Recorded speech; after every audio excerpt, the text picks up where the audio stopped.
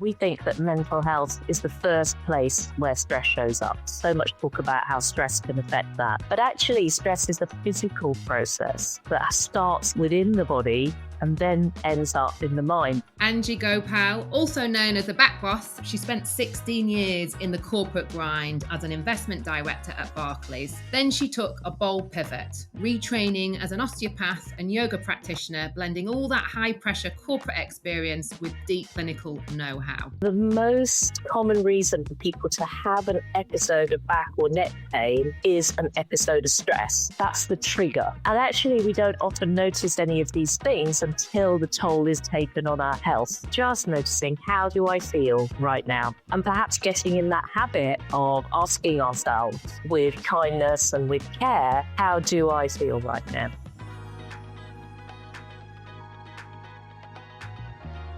So let's dive in with the Back Boss herself, Anji Gopal. Welcome, Anji. Hi, thanks for having me, Linda. It's lovely to be here. I'm so excited to have this conversation today because back pain is something that I'm continuously struggling with, neck pain, from a mixture of decorating my cottage to, of course, sat at a desk all day. But let's get to the heart of it. You were an investment director at Barclays, and now fast forward, you're saving our precious bodies. What brought that shift about? I'm 53, so this is, time has passed since those days. I did an economics degree back in the day and ended up working for Barclays on the graduate program and had a wonderful time. Worked here, worked there, spent a couple of years out in Australia, in Sydney as well, working for the bank, and then ended up coming back to London and working as an investment director in one of the bits of Barclays. And I was the only girl for quite a long time in the team. And we were a team of lads, and I was one of the lads, I'd say, as well at that time. And it was great. I enjoyed it. So, all the things, right? The lunches, the money, the meetings, the deals. It's quite attractive, quite sexy when you're young. And then I had my first baby back in 2004. I even have to remember that. And then going back to work was a bit of a tug at the heartstrings. So the same as so many of us would have experienced, right? And going back to the life of doing deals or staying up late at night, all of those things didn't quite feel congruent with wanting to be a really good mum. And, we all have really different models of motherhood. I just wanted to be with my kid. And honestly, as well, at the same time, there was starting to be in me a feeling that this wasn't my path in the bank, right? Congruence, I think, is a word that I use a lot. It didn't feel congruent. Now, when I look back, it didn't feel congruent. At the time, it felt very stressful. And we can talk about how that effect of stress showed up. But it felt very stressful. And so it was genuinely a relief to say, no, I'm going to put that bit on hold and just have a play at this mum role, which was really different to the sort of really hyper-masculine person that I'd been before. And then from there, I figured it was time for my husband to do a bit of parenting. So I went and enrolled on a yoga course that let me have a weekend away every month. And I trained to be a yoga teacher. And then from there, I realized that I just love being with other people in a different way, in a calmer, more connected way, and to help people, even back then, unwind from the stress that they were feeling in their lives, in their bodies. And from there, then I went off to the British School of Osteopathy and did a 5-year master's with 2 by then pretty small kids in tow. And I opened my clinic 10 years ago this summer. So this is year 11. So that's the gym. Wow, that's amazing. And what a journey. And quite often we get in the rat race of our corporate jobs and we don't actually stop to think, is this what I really want to do for the rest of my life? Do I find meaning and purpose? And I guess what you're saying, when motherhood came along, yes, that's still a full-time job in itself, but the slowing down and the thinking, what do I really want to do in my life? How can I do something perhaps more nurturing? Because you switched into that more feminine nurturing role, being the full-time mum, and exploring also how you can support yourself, but also other women in more nurturing ways. Yeah, absolutely. And then I, trained to be a women's health yoga practitioner, more focused on postpartum.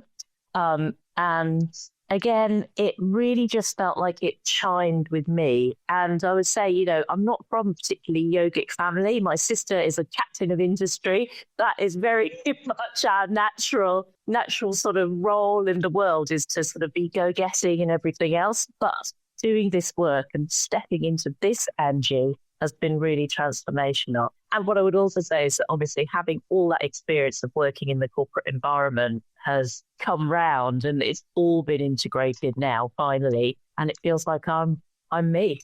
It's incredible, isn't it? Because you 100% using all that experience, because you know the stresses of corporate life and what a lot of men and women are going through, and how it can also manifest in the body. Obviously, when you're sat at your desk all day, that's not physically good for you, and we can go into that in a sec. But also how trauma and stress can actually manifest in the body. Have you seen that quite a lot with your clients? I mean, I've seen it with my clients. If it's okay, I'll just talk about how I noticed it back in the day. And really, it's only with the benefit of hindsight that you can really see it, right? It was a stressful time at work. We were doing big deals with millions of pounds of money and, all the other things, relationships and whatnot at work. And I had an episode where my hair started to fall out. Okay. And it's really common now we can research it all and everything, but my hair was falling out and I wasn't sleeping. And I think, we often as women, we're pushing through, we're trying to make it. As a single entrepreneur, we don't have perhaps the traditional support systems that our male colleagues or other people might have as well. And actually, we don't often notice any of these things until the toll is taken on our health, because we're just keeping going, right? And I know that you've had a podcast about burnout and that sort of process, but it's exactly that. And so in my clinic now, I have 2 clinics, but I say the most common reason for people to have an episode of back or neck pain is an episode of stress. That's the trigger. Yeah. And, the body is so resilient. Our spines and our bodies are really strong, right? They're so adaptable. They get us round all bits of our life, lifting, carrying, childbirth, driving down the N6, as you were describing this morning. Yeah, all the things, but sometimes it just takes that little bit too much of load for things not to work so well. And actually, in my experience, and especially in the last few years, stress or stressful situation, be it at work, be it at home, is often the straw that breaks the camel's back. And what's the science behind it? Is it because we're tensing our bodies, or is it the cortisol level or the adrenal glands? What is exactly going on in our bodies to make that break our backs, literally? We think that mental health is the first place where stress shows up, right? Our mental well-being, mental health, so much talk about how stress can affect that. But actually, stress is a physical process that starts within the body and then ends up going down a cascade that ends up in the mind. So if you imagine that you are in a very safe place and all of a sudden somebody jumps out at you from behind a bush in a scary mask, or a man-eating tiger jumps out, what would be your reaction? You'd jump. If you were in a safe place, you'd jump out your skin, and then you'd want to run. Yeah, jump out of your skin, want to run. And that motion that you just did, you recoil and you jump back, right? And so even in the subconscious brain there are so many little processes happening. So number one, you're going to hold your breath. You'll take that sharp intake of breath. Yeah. Number 2, your eyes will widen so you can see what's going on. If it was a man-eating tiger, say, and not just a scary kid, the body then is ready for the flight, fright, and flight response. So all the blood's going to head from your guts out to your muscles, ready to run. You might, if it was a really bad fright, you might mess your bowels, right? You might do a wee. You might be sick if you've just eaten. The body is clearing all of the unnecessary stuff out so you can get running. And that happens instantaneously. You don't have to think about it. It just happens. And then you're able to run. There's more oxygen heading to your lungs, more blood heading to your muscles, and you get out of there. That's a big stress. When we have all these small stresses, the same little reactions are happening in our body. So that physiological reaction is first. And along with that then comes the hormonal surges of adrenaline, yeah, and also dampening down anything that we don't need, like digestion, yeah, like the sort of thinking brain in a way. Often the blood will get shunted to the back of the brain, to our limbic system, which is that old brain, to get us out of trouble. Yeah, you won't be able to do trigonometry or think about your shopping list, will you, when you're trying to get out of there? The issue happens then when this becomes a chronic pattern. And it might be stress at work, stress from kids, stress from driving or your commute, or even at this point in 2025, stress from looking out to the world. And over time, those hormone cascades start to impact on your nervous system, start to impact on everything that's going on inside the neuroendocrine immunological system. Even you will start to find that maybe your immunity starts to drop, right? Over a chronic period of time. So, a few months of this stress, you'll start to notice, or you may notice, things like hair falling out, IBS, back pain, all the things. Even for women, periods start to shift, the cycle might change. Yeah, we've all noticed some of these things as over time. So this is where then that stress reaction is being embedded in the body. And then as that happens, in a parallel sort of response, our behaviors start to change. Yeah. So we might avoid things that we don't like. We might be sleeping less well. We might be eating things that we, shouldn't, or not eating, drinking more. All of these things then start to sort of cascade. So when it comes to the back, all of those things are important, because the initial reaction, this feeling, right? If everybody does it with us now, anyone who's watching or listening, take a deep breath. What happens? Your shoulders just go straight up to your ears, right? Your jaw starts to lock. And from an anatomical point of view, we know there's this really amazing link between the jaw and the pelvic floor as well. So the minute you grit your teeth, your bum clenches too. So if you talk to an osteopath or a pelvic floor physio, they'll often also talk about your jaw health, right? Because the minute we lock here, we're locked down there. Or if we're walking around and everything's, you're going into a meeting with a boss, or you're at a client pitch or whatever, this feeling is a locking up all the way through. And that locking up then affects your muscles. Yeah, and everything starts to tense. Yeah, and when you start breathing shallower as well, you're not taking those big, deep breaths. Obviously, that affects your nervous system, but also, everything's tight, isn't it? Your shoulders are tight, your neck's tight. You breathe, you're not expanding your body because you're breathing in that shallow end of your lungs. It's fascinating how we don't link kind of the psychological stresses of life to the physiological enough, really. We're not making those parallel conclusions enough, are we? No, and we, I think, have fallen into the trap of, the body doctors are here and our physical health is here and our mental health is there, and yet the two don't often, meet.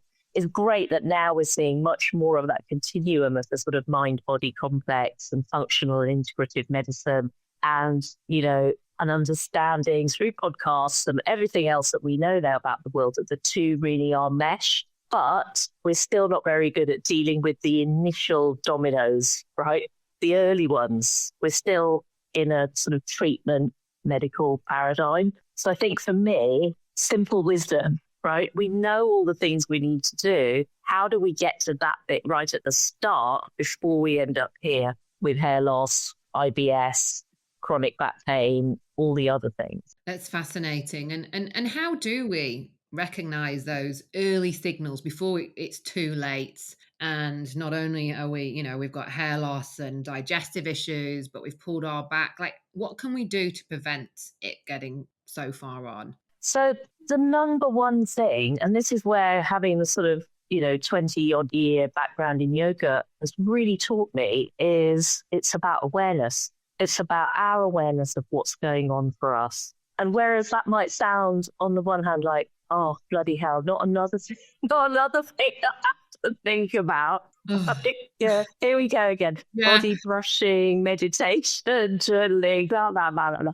Right. But actually just noticing how do I feel right now? And perhaps getting in that habit of asking ourselves with kindness and with care, how do I feel right now? And so, in a desk-based situation, I think we all need to start to explore for ourselves, the question I would ask, number one question is, where does stress show up for you in your body first, right? And we all have a pattern. I did some work with Nokia, and I was talking to 700-800 people all around the world, and they have this fabulous software that people could, answer the polls live and point to where they were getting stress. And number one was neck and jaw and shoulders. Yeah.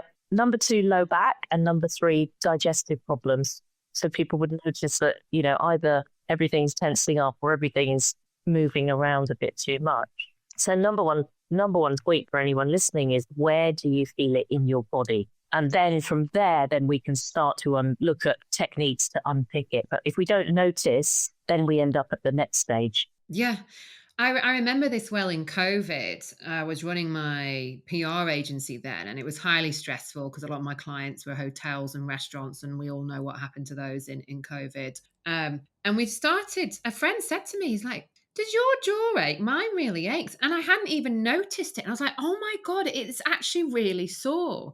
But because I was in this fight or flight mode every day, sorting my agency out, what's happening with my clients, are the borders locked or not? All these other things, like self-care goes out the window, doesn't it? Let alone awareness. And I was like, oh my God, actually, it's excruciating. And I've always had a sensitive digestive system when it comes to emotional well-being. That's where I always feel it. After my father's death when I was 18, I was literally walking around like a hunchback, unbeknown to me. And again, my mother was like, why are you so crippled over? And it's because it was just underneath your bra line. That's where I really feel it. And of course I was hunched over then, my back was aching, and it's all a kind of domino effect, isn't it? Yeah. And the minute you lock up here, the neck muscles start to lock up. And remember that from an anatomical point of view, the muscles travel all the way down your back. There are lots of little muscles, but they're all attached together. So if you lock up here, that locking up sensation is traveling all the way down, or action is traveling all the way down. And what happens then is the clenched muscles, they're not getting the blood supply and the juice that they need, right? So they get tired and tense. The toxins are starting to accumulate. Things aren't flowing the way they should. And so that's why we might, even with a stressful situation, end up with back pain, right? And then that reaction that you described, the spine is the whole flowing unit. And so it's really common for the upper back to be the tight bit. So stress, you spend all day sitting down, right, and looking and on our phones and everything else. And so if that bit of your spine isn't moving, the other bits take up the slack of the movement. So then your neck's got to get round more corners to adjust for this growing turtle on your back, and your low back's got to get round more corners too. So then we start to get mechanical effects as well. So yeah, and I think so.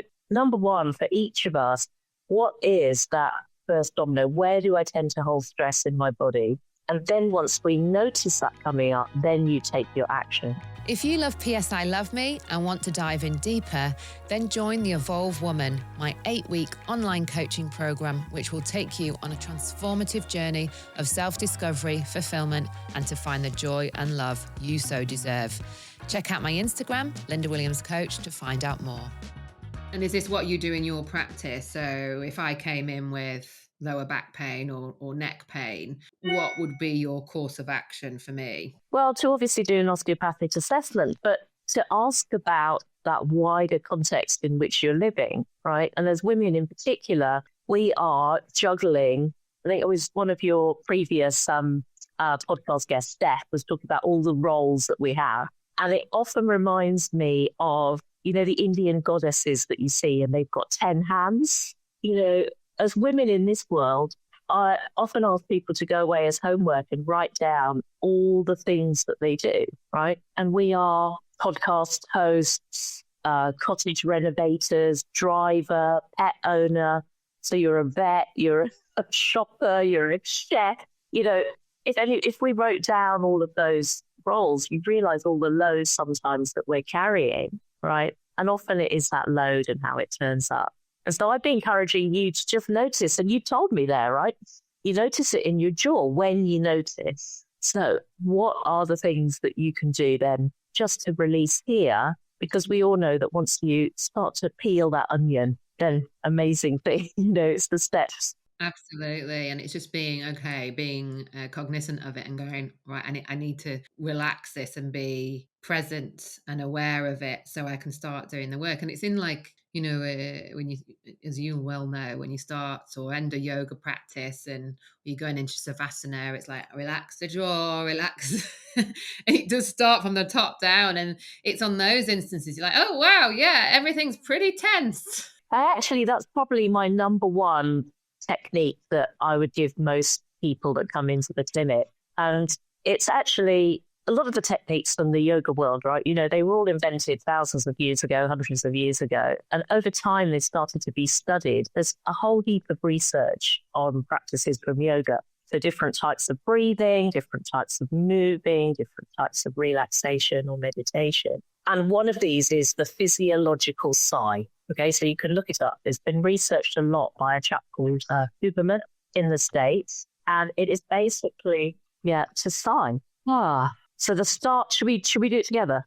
Yeah, let's do it. So the start would be to inhale a normal breath and then inhale a little bit more. So your lungs are really full, but without bursting. And then open your mouth very slightly and sigh out. And then again, inhale, that little bit more of an inhale. And then, And anyone watching can see your shoulders just starting to slide down your back. And it's really powerful. And 5 or so of those breaths is enough to shift your nervous system, right? From that fight or flight, there's the tiger, to, okay, here I am, right here and right now. I've always been such an advocate of breath work because you can do it anywhere. And, I've done meditation over the years and big into mindfulness and the mindset. But I advocate this so much with my clients is breath work because it's fast, it's easy accessible, and it just really relaxes that nervous system. It helps with anxiety. If you have to show up in a stressful meeting, if you want to unwind at the end of the day, instead of having a glass of wine, do some breath work instead. It's just amazing, and it's so underrated. And like you say, you can do it anywhere. Just before you walk into a meeting or before you start that Zoom call, 2 or 3 sighing out breaths, right? Don't worry about the breathing in and breathing in a bit more, just Yeah. And you can do that quietly or loudly. And the other, of course, really, so that's tuning into the mechanisms of that is that it tunes into your vagus nerve system because it's influencing the balance of oxygen and carbon dioxide in your blood by taking that long exhale, right? And if you imagine being in a stressful situation, the natural reaction would not to be sighing, would it? It would be to be anything but, to be holding your breath, to be breathing up here. So that sigh is just a really very quick and really powerful signal straight into your nervous system through the blood chemistry and everything else, complicated stuff, that everything's all right. And you can do it on the tube. I often do it before I put my key in the door when I get home, or when I put my key in the door. Just to let go of that. And so hopefully I can be a better, less shouty mum when I walk in the door. It's good to shake that work mum mode off. We're also in our masculine energy at work, and it's just great to come home to ourselves and take those breaths. And it's just so transformative. And if only we all remember to breathe properly, the world will be a better place. Yeah, most definitely. But the idea sometimes of breath work is that it's this big thing that you have to go and learn. And actually, I'm all for just learn that one thing and see what happens. Just sigh in between a meeting, when you go and make a cup of tea, before the kid, before you pick the kids up, whatever that is. And it's interesting if you meet or spend time with great thinkers, right? Monks, meditators, they often have that sigh. They will do it quietly and you might not notice. but that creating a pause between doing one thing and another. And going back to the purely physical, remember that connection between your jaw and your pelvic floor, which is part of your low back support system too. I love talking about yogic and even Ayurvedic practices. Having spent so much time in Asia, I was out there for 15 years and I was big into trying everything well-being out there. I had a lot of wellness clients. I went to some incredible retreats in India that had a lot of Ayurvedic practices and aspects to them. I've been on lots of yoga retreats and even down to the traditional Chinese medicine. I learned a lot about Eastern medicine and practices and how amazing they are. And I would say my approach to well-being now is very East meets West, more of the East actually. But tell us a little bit more about Ayurvedic practices. Is there anything there that we can learn to do in the West that can be really nourishing for our bodies and our health? So I'm not an Ayurvedic doctor, and there are plenty of those around, but the practices of yoga and real yoga in terms of trying to find peace in the mind and calm so we can do a great job in whatever our role is in society is really linked with Ayurveda, right? So Ayurveda, for those that don't know, is the Indian life sciences, and the yoga asana, as we know them, the postures, they are the bit that you move the machine, all the joints, all the organs, in order that you can have the best health that you can, right? So both of these systems, in a way, and osteopathy, interestingly, even though it comes from a completely different North American group of ideals, they all work on the same basis that ill health happens when things get blocked. Yeah, it's coming from different mindsets and ways of treating and practices, but it's all saying the same thing, isn't it? Yeah. When you get stuck, whether it's in your body or in your mind, right, that's when you start to feel ill. And I think if we think of that, when I get stuck, how does that make me feel? Again, simple wisdom, right? These ancient traditions have known this for centuries, and yet we're sort of forgetting some of the basics. So the Ayurvedic way that I would look at the yoga practices is, am I moving all my joints every day? So in my work, I start with the physical, then think about the physiological, then that leads into energy and then into the mind, right? It's all a continuum. But am I moving all my joints every day, right? We know that the more you move the synovial joints, which are most of the joints in the body, the more fluid and range of movement you will have. Not too much, but just enough, right? So move the body every day, all of it. Keep your digestion healthy, right? The Ayurvedic sort of three tenets are great digestion, this bit, great elimination, so making sure that you are going to the toilet and getting things out that need to come out, and then sleep. And from there, everything works. But digestion and elimination are essentially movement, right? How well things travel through, how well they travel all the way out. And if you're sitting a lot, let's come back to the back pain. If you're sitting a lot, nothing's moving down here, right? Just start with the meat and potatoes of it, right? Your legs aren't moving, your bum's not moving, your back's not moving. And do you know what the average time that people sit in the UK? How many hours a day? Oh gosh, I don't. Well, my Aura ring tells me how many hours I've been active during the day when I'm sat doing coaching or podcasting or whatever else. And it's 7, 8 hours. Yeah, it's about 8 hours, right? So 8 hours of sitting in our waking day, right? And so sedentary behavior, we'll come back to the Ayurvedic in a moment, but sedentary behavior, it has been researched quite a lot recently.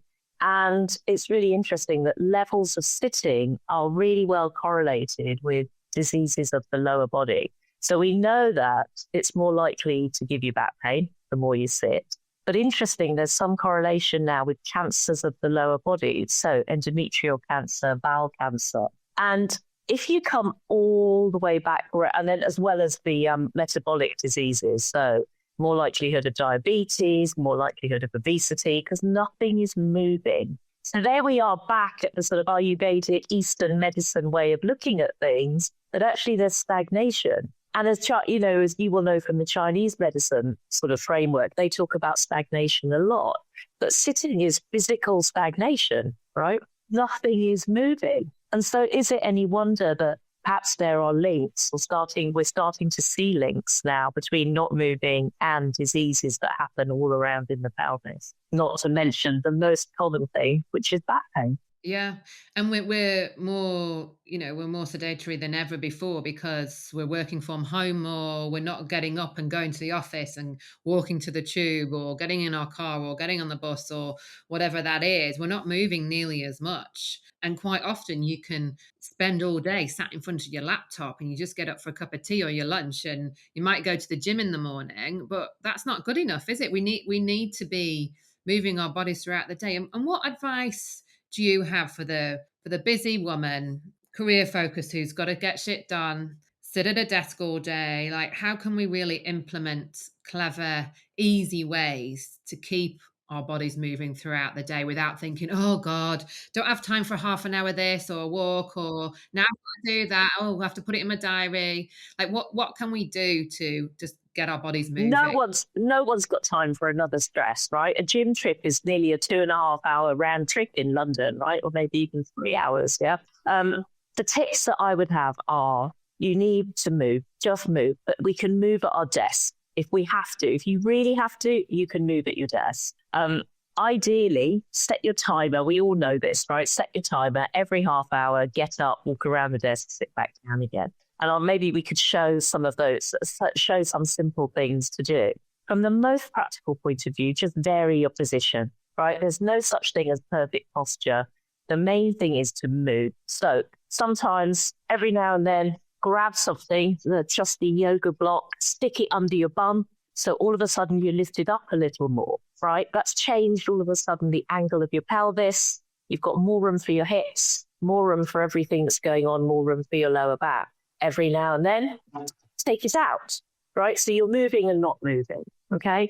And then just thinking about simple things. So even sitting here, and we've been on together talking for 37 minutes, but now, my thumb's starting to go a bit numb, yeah? So what can you do? You can do a glute squeeze. So squeeze your right glute, squeeze your left glute. Just straight in with me. You could do this even just about in a Zoom meeting, but squeeze one side, squeeze the other side. And I know that when people go to the physio for their back pain, they'll all come out and they'll say, the physio told me my glutes are weak. Yes. Even though I do so many blooming squats in the gym, that's all I get given is blooming glute raises and these scallop things. I'm like, oh, these again. Yeah, the clamshells, exactly, which often cause people more back. That's another conversation. But yeah, so if you just squeeze your butt sitting here, squeeze one glute, squeeze the other, squeeze both, let go. We're bringing blood flow to these huge muscles, right? They're the biggest muscle in the body, and we're just sitting on them all day, bringing blood to the pelvic floor as women as well, because that's important. And all those digestive things, because your colon and everything are right stuck in there down at the bottom. So even simple things like that. And then for the neck and shoulders, the shoulder roll. But it's not just going, oh, my shoulders are tight. It's that second shoe dropping of my shoulders are tight. I know, I'll roll my shoulders back. And if you just do 10, 8, 6, few as you can get away with, right? All of a sudden, there we go. Something's different. And then if you really have to sit down, every now and then, just take your arms above your head. Oh, that feels good. Yeah. So and how can we hack this at home, right? If we're working from home, put your mugs on the highest shelf. Yeah, that's a great idea. So you've got to reach up and pick something down. This is a movement that as humans, we've been doing for, since humans were invented, but we've really lost it. And often when I talk to groups of doctors, even groups of corporate people in my corporate presentation work, no one, and I say, who's put their hand up in the last 24 hours? And no one has. Everything's just becoming too convenient for us. So we don't really need to move much, do we? No. So reaching up, you can do that even from your desk. Yeah. And then very simple things like ankle circles. Yeah. So just circle your ankles under the desk, slip your shoes off, wiggle your toes. That's going to bring blood all the way down into your feet as well. And then one more very simple exercise. Hold on a second. And then one really simple exercise, because I love things that have got an evidence base behind them. And this group of researchers decided to look at the calf raise, which is just pedaling your feet. Yeah. So you can do it now with me. Shuffle to a little bit forward on your chair and just pedal your feet while we chat. And the calves are often called the second heart. Did you know that? Because they pump the blood.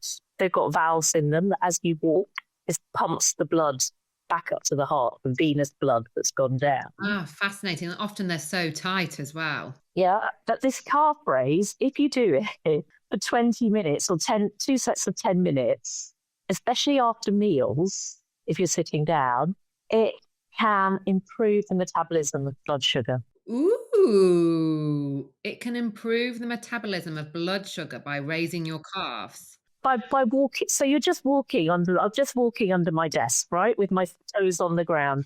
Amazing. So even these simple things, yeah, okay, we'd love all to be able to have that 3 hours to go to the gym or to the self-discipline to get up at 5:30, like my sister does every morning. But most of us are normal human beings, and we've got a whole heap of different other things to get on with. So there's always stuff you can do at your desk. But number one, you have to notice that everything's getting stuck. Yeah. I remember years ago, I had a terrible habit of crossing my legs really tight. And I think that was a stress thing. Back in my PR days, I used to sit at my desk and I used to cross my legs so tight that they would go numb. And then I got lower back pains. And they're like, yeah, no wonder. So I think it was my physio back then used to make me sit at my desk with a heavy coffee table book on my lap so I wouldn't cross them. But it's all the things we do, right? And, we're all human, so we all do different things, but it's noticing what are those things that each of us are doing that is just perhaps not optimal for each of us. One thing I say is, so I'm 53, right? And if I had, just imagine you had something, and sort of an old classic of something, right? Or an antique that you really, really, really love. I know we're women, so, with men, I would say, you have a 53-year-old Porsche or whatever, or like some classic car. Can you imagine? It would be sitting there, you'd polish it, you'd put the best oil in, and you'd be doing all of that stuff before things break down. Whereas, and, this is a classic model, right? I'm a classic model. So are you. We all are, whatever age we are. But often we don't look after ourselves until things start to not work. Right. So how do we reposition ourselves as that sort of, old master, classic model? Totally. And what you touched on before, sleep. Sleep is also, I think if you can get a good night's sleep, that solves a heck of a lot of problems. So for me, I was meant to get up for a 6 a.m. spin class this morning, and I've had quite a lot of personal stress recently with my partner's dad passing. Then he was rushed into hospital for some other things, and it's all been quite stressful. And instead of caning it at the gym, I always prioritize sleep because I know that's what my body needs. It's, the flight or flight's been going, and, I love the old Aura ring. I'm a massive tracker of sleep. But how does that affect back pain and physiological issues? Well, what happens when we sleep, right? Things heal, things get processed, and things repair. So if you're not getting sleep, the number one thing is that the body's not repairing. Because remember, the body's a self-healing mechanism, right? You get a cut, you'll get a scab. Yeah, if you break a bone, as long as they're touching, they would even heal by themselves, right? The body's really good at repairing. It's always repairing. But if your sleep is disturbed or disturbed too much, then those natural healing mechanisms also get disturbed. So, of course, you're going to wake up in the morning, and whereas that little tweak of a muscle in your back might normally just have, been worked out by a good night's sleep, you might have been very tense in bed, you might have been shifting and fidgeting, and that repair's not happening. So, anything that you can do to just improve, even if you're not sleeping, the restful nature of the time that you're in bed, all helps. Yeah, absolutely. And so perhaps even just doing a little stretching before you go to bed, in bed, right? Just to move all your fingers and toes, hug your knees, rock a little from side to side, work some of those little knots and stagnant bits out. And then the other thing you will know as a yoga practitioner that in Shavasana, sometimes when you put a bolster under your knees, it makes things really comfy. So, grab your bolster, take it up to bed with you, put it under your knees, or start with your eye bag, right? Because again, coming back to these things that the yogis were doing a trillion billion years ago, and now science is catching up. So this is the yoga eye bag, and we would put it on the forehead or over the eyes. It's really good for calming the brain. It'll also help with the jaw pain if anyone's got jaw pain. But it's interesting, science has caught up. So now children or people with autism and ADHD, they're often recommended weighted blankets. I don't know if you've seen that, because the weight calms the nervous system. Wow. It's like having a super heavy but not hot and sweaty duvet cover. Yeah. So, look at those sorts of things as well. So these are all techniques that have been experienced and explored for a really, really long time. And again, simple, so simple. We would lie on our yoga mat at a yoga class with a bolster and with an eye bag. Why not do it in bed as well? So you're such a fountain of knowledge. And how can people learn more from you? What are your current offerings? How can they get in touch with you and experience the Back Boss? Yeah, the Back Boss. So my website is the Back Care Foundation. And care, because we need to take care of our backs. They are the foundation, our spines. It's the foundation of our world. So Back Care Foundation. Work on this central structure, and everything else really will flow. So you can have a look on the website. I have regular classes. I have regular workshops. As you said, I teach retreats here, there, and everywhere. Some focused on women's health. It's really great for women to be together.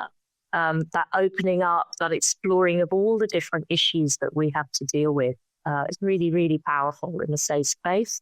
And then also have a couple of clinics in London and also work with patients all over the world online through this wonderful media. Yeah, absolutely. And it might seem weird that you could see an osteopath online, but I come from a movement first sort of mindset, so I can help you move wherever you are. Oh, that's brilliant. So wherever our listeners are, they can go to your website and book an online session to learn more and support their body more in their everyday lives. Yeah. And of course, on Insta and LinkedIn and all those other places too, loads of tips over on Instagram.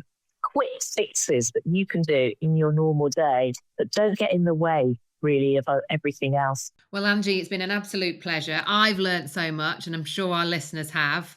I'm already thinking of lots of tweaks that I'm going to be implementing into my everyday life to stop any further back pain. And I can't wait to see what's next for you. And do you have any retreats coming up in the next year or so?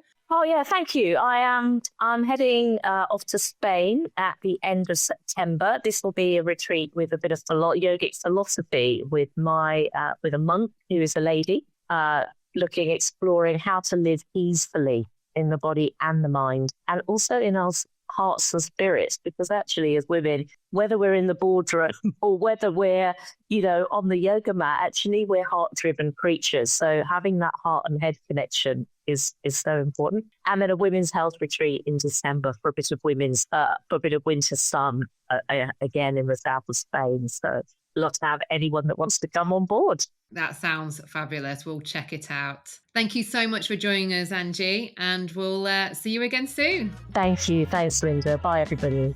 That's it for today's episode of PS I Love Me. I hope you've learned some interesting nuggets to weave into your everyday life to feel a little lighter, brighter, and inspired. If you loved today's episode, be sure to subscribe, rate, and leave a review. It helps more high-achieving women like yourselves to find us. And don't forget to follow us on Instagram, Linda Williams Coach, for more daily inspiration and updates.